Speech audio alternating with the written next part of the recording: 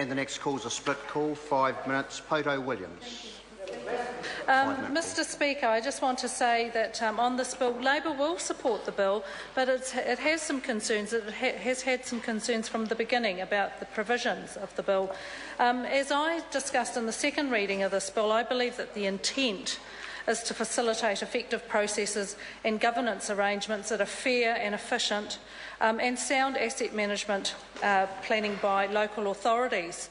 And we on this side believe in local democracy and the right of communities to have a say on major decisions affecting them. We believe local decisions are best made locally, and we are committed to a close and collaborative working relationship with local government to ensure it's empowered and resourced to meet the needs of its communities. Our vision is to ensure local government is responsive and accountable to local communities and affordable for its residents and ratepayers, and effective in dealing with local issues. During the committee stages, we discussed a particular clause in reference to the long-term planning processes at a local level. Good, effective planning achieves a great deal more for the local community when they set out their long-term goals for that community, and the local board, and in the local board annual planning, they can then match their progress against their long-term plans. In fact, I believe many of our local boards do this work very well, and what we do need is to have mechanisms in place to support our local community leaders to do their job well. We obviously differ on this side of the House on what that support should look like. We had some concerns about aspects of the bill, and in fact we'd put up several supplementary order papers on these aspects to cover off our concerns.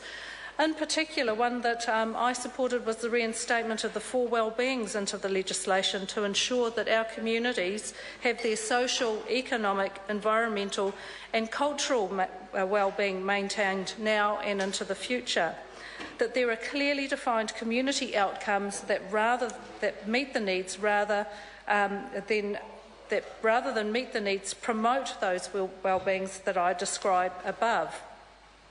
Labor is committed to developing more affordable housing, and we've already heard some of our speakers talk about the development contributions and how that may make some of the housing developments that are planned more affordable. But this requires changes, we believe, that are more meaningful, so that reforms like our Kiwi Bill program can go ahead. We also support monetary policy reform, lowering interest rates and tackling speculation through measures like the capital gains tax and restrictions on offshore purchases.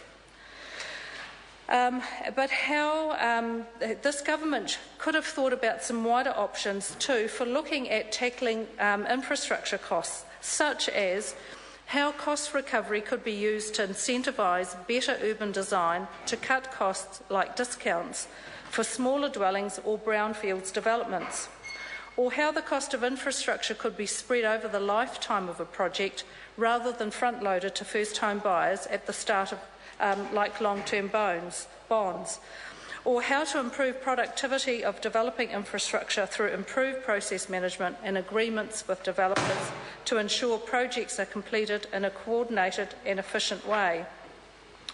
During previous readings of this bill, we've discussed the importance of the community engagement, as I've said, in the local government processes, namely that the consultation processes are addressed, adding alternative methods such as some non-traditional ways of accessing community views. Thank you, Mr. Speaker. Community consultation is vital for good governance, and any opportunity to make and increase accessibility is welcomed. I welcome the day when we're able to receive submissions in languages of the presenters, and it would certainly make it easier for ethnic groups, for example, to engage in the democratic process if they could present submissions in the languages they are most articulate in. We should be trying to make it easier to hear and consider the views of our people in whatever form that may be and for whomever wants to submit. Our disability community, for example, are potentially left out of the consultation process, and we should ensure we provide suitable access to this process for them. But it's not just about the ability to present, it's about how the information is provided. Thank you, Mr. Speaker. I call Denise Roach.